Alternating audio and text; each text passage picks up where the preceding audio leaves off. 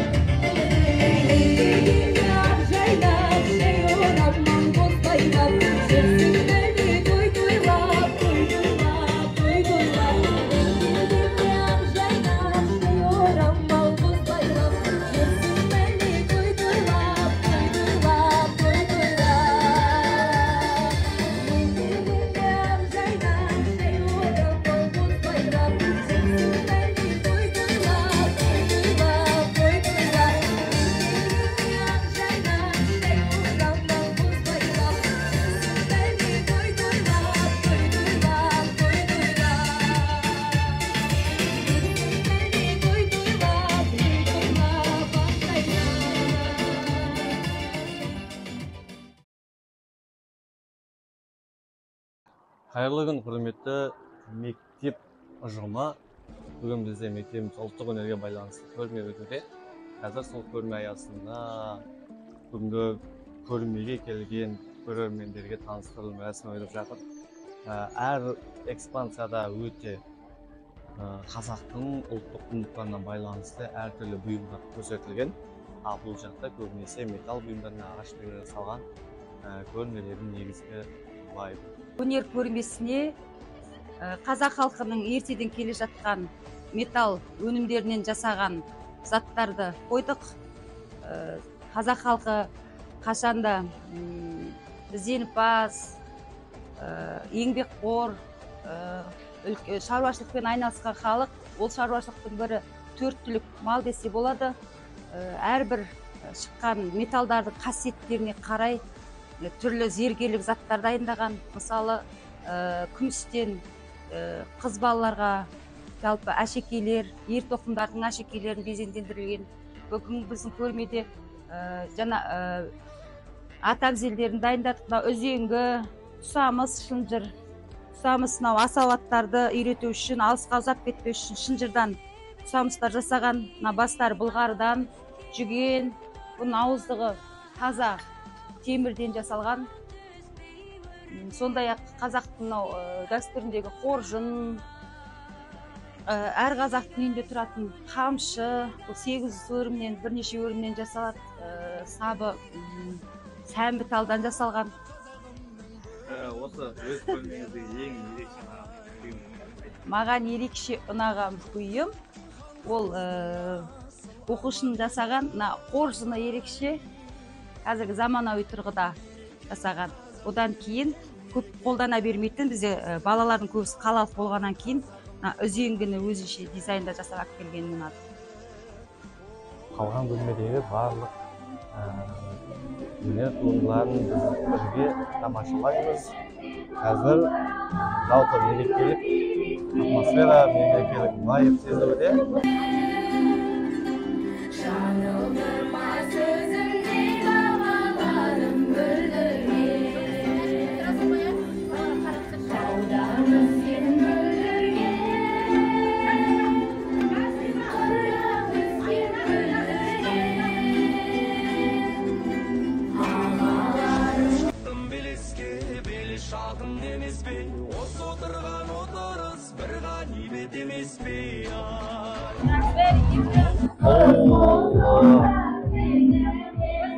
Müslümдер қалай мұғалім ұнап жатыр ма? Көрме өте жоғары деңгейде өтіп жатыр. Бүгінгі біздің көрме өте жоғары деңгейде өтіп жатыр. Бүгінгі біздің көрмемізде тастан, саздан, қыштан, сабаннан жасалған бұйымдарды дәріптедік. Жақсы мұғалім, мынандай сұрақ бар. Осы көрмені дайындауға қандай ерекшелік болды немесе қиындық болды? Жұмыла көтерген жүк жеңіл, ешқандай қиындық болған жоқ. Бәрі өте қызықты, көңіл өтті. Өзіңізге ұнаған ең ерекше бұйым көрмедегі? Өзіме ұнаған ерекше бұйым біздің балалардың яғни үй, қасында бассейні бар, балығы бар. Міне мына қолдан жасаған бұйымдар өте жоқ.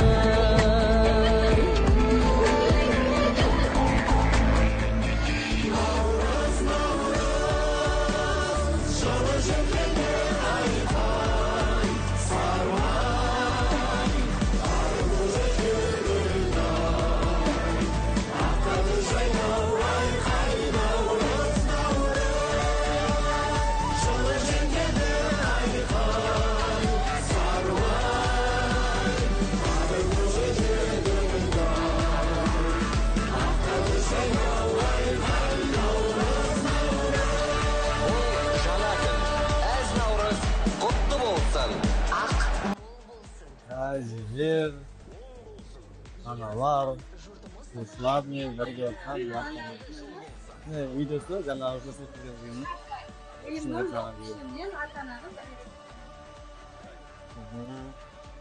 өте керемет 8-ші ғасыр оқушы сыныптарының бұйымы екен. Мына жақта оқушылардың өнерімен бөліседі. Қазағымның бүгін дәстүрлері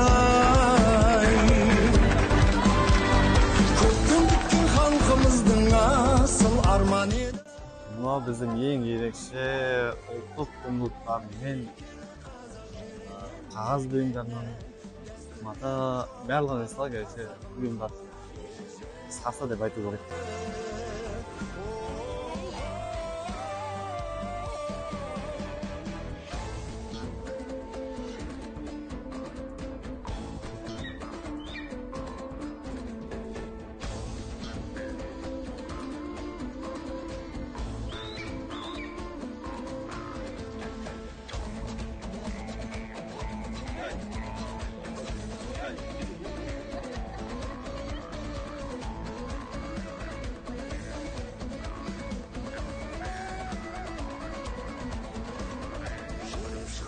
белеске бел шағын емес пе, осы отырған отырыс бір ғанибет емес пе, ауасында долана доланаға жолама, сен сияқты сұлумен дос болуға бола ма?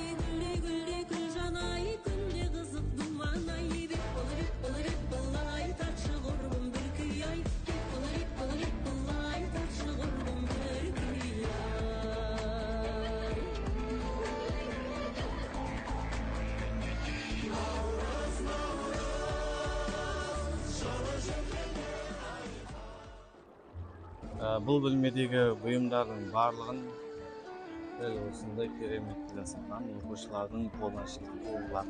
Мысалға, артымызда тұрған осы қазақтың ерекше қастерлейтін жылқы, яғни атты жасаған 5-ші сыныптың оқушысы Гөбелен тоқымасын техникасымен жасалған өнер туындысы.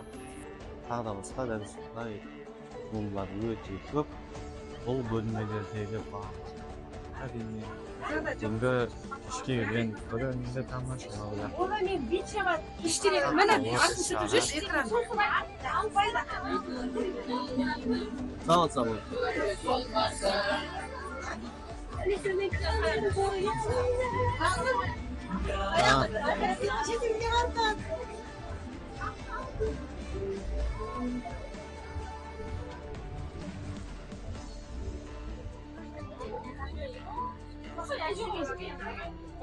Саламатсызбы?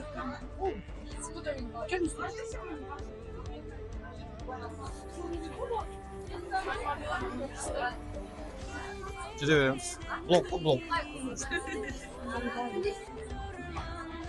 Hamza біздің 4-ші концерттерде қазақтың киімдері біз ауданға әр жасқа арналған, әр жасқа киюге қажеттілік танылған өнердің барлығы осы өркениетте экспонаттардан тұрады. Бұл Дара. Мектептің саяхатшысы. Саяхатшы Дара не ғой?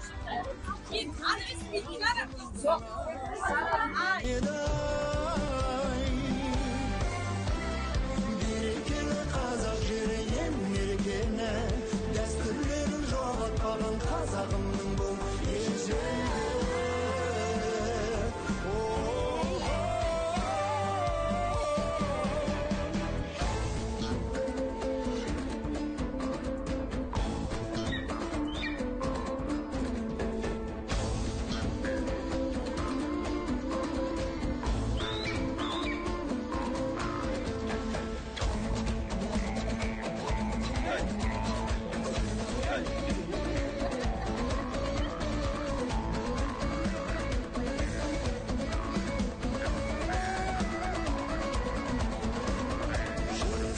Белеске бел шағын емес пе, осы отырған отырыс бір ғанибет емес пе,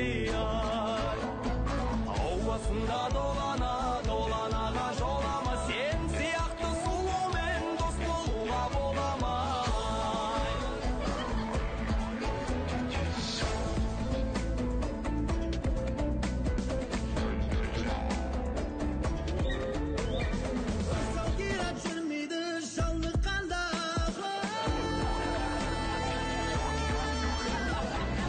Даусым келмейді, уқарлыққанда